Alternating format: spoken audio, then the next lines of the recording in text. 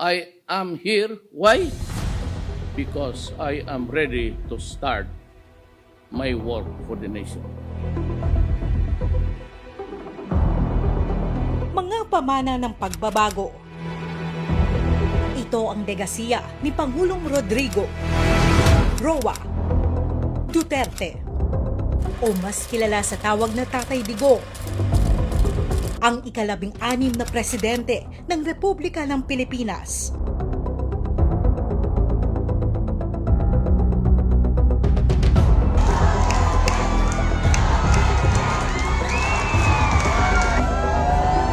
Sa loob ng 6 na taong panunungkulan, ipinakita niya ang tunay na diwa ng serbisyo publiko para sa mga Pilipino.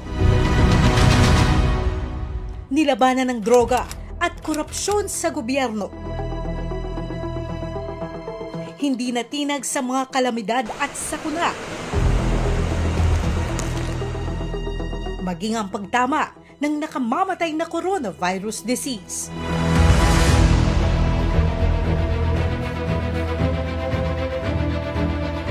Sa kabila ng maraming pagsubok, naging markado ang kanyang tagumpay sa muling pagbangon ng ekonomiya ng bansa mula sa pandemya. We will overcome this pandemic and come out stronger and better as a nation. Namayagpag ang maraming proyektong pang-infrastruktura.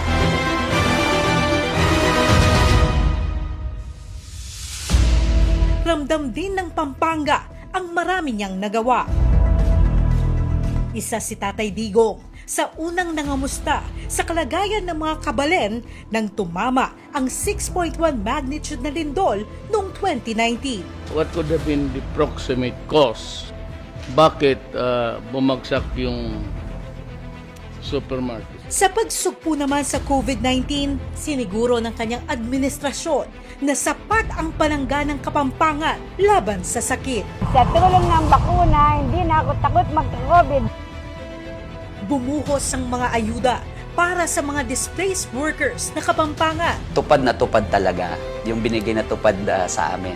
Maraming Kapampangan din na matinding tinamaan ng pandemya ang nabigyan ng tulong pinansyal sa pamamagitan ng Social Amelioration Program ng Pangulo noong kasagsagan ng COVID-19. Hindi rin napag-iwanan ng mga magsasaka sa lalawigan. Sa suporta naman sa probinsya ng Pampanga bilang next megalopolis, ibinuhos ni Pangulong Duterte ang maraming proyekto at programa sa lalawigan. Itinayo sa Pampanga ang state-of-the-art facility ng new passenger terminal ng Clark International Airport sa tulong ng Build Project ng Administrasyong Duterte na kasalukuyan ng pinakikinabangan ng milyong-milyong Pilipino at dayuhang lumalapag sa bansa. Sa ngayon, nasa mahigit 250 milyong pasahero na ang nakapagbiyahe sa tulong ng mga domestic at international flights ng terminal. High-tech ang contactless features tulad ng check-in kiosk at bag drops para sa ligtas at mas kumbinyenteng traveling experience. The structure before us reflects the administration's unyielding commitment to improve the quality of life of every Filipino by providing big-ticket infrastructure projects such as this that will improve connectivity, mobility, create jobs, and disperse economic activity to the regions. Bukod sa pag-usbong ng turismo, nagbukas din ito ng maraming trabaho sa libo-libong manggagawang naapektuhan ng pandemya.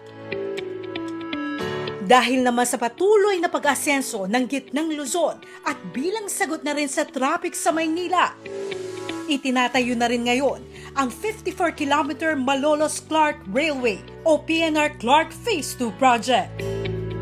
Bahagi ito ng 147-kilometer North-South Railway project ni Pangulong Duterte para makonekta ang Clark International Airport sa Maynila at Calamba City sa taong 2025. A rail facility, reducing travel time Airport Express service will reduce travel time from Makati to Clark from more than 2 hours by land. You will only be traveling 55 minutes. May 6 na station mula Kalumpit, Apalit, City of San Fernando, Angeles City, Clark at Clark International Airport. Natiyak na magpapabilis sa biyahe at magbibigay ng hanap buhay sa maraming Pilipino. Sa tulong din ng Duterte administration, malapit nang matapos ang multi-billion bypass road project sa probinsya. Tinawag itong Pampanga Southern Bypass Road Project na magkokonekta sa bayan ng Santo Tomas, Buagua, Minalin, Sasmuan at Lubao para maresolba ang matagal ng problema sa kalsada sa mga major thoroughfares at highways sa Pampanga. Sa tulong ng pamahalaang Duterte, mas pinalakas ang mga healthcare facilities sa probinsya.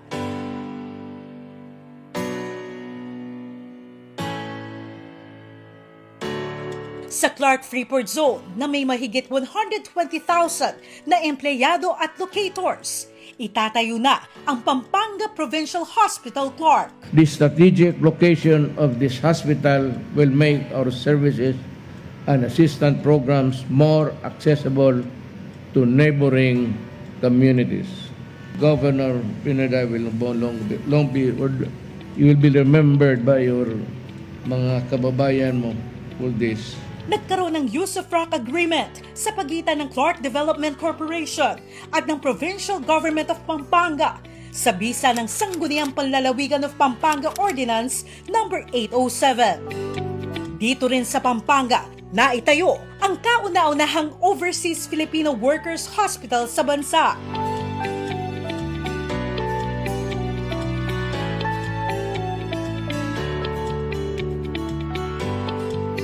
Sa tulong ng Bloomberry Foundation, PAGCOR, Department of Labor and Employment, at Provincial Government ng Pampanga. Ito ang napakalaking handog ng legacy ng ating Pangulo para sa mga OFW. Hindi lamang sa Pampanga, kundi sa buong Pilipinas. Ang 7 palapag na ospital ay dinisenyo para may matakbuhan ng mga OFW at kanilang pamilya sa oras ng pangangailangan. The best yung mga proyektong lalo na sa aming mga OFW. Sa Kuwait, solid kami. Solid kami to 30 doon. We are very thankful that this hospital was established for all of us. Ilan lang ito sa napakaraming ayuda at biyayang ipinagkaloob ng Administrasyong Duterte sa probinsyang Kapampangan. Salamat, Duterte! Salamat, Digong. Digong, you're the best. Thank you, Duterte. Salamat, Digong! Thank you, Robert! Nandito lang po kayo lagi sa puso namin. We love you, Duterte!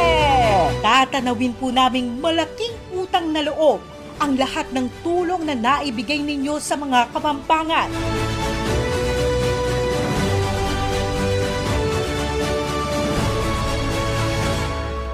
Muli po, maraming salamat po, Tatay Digong.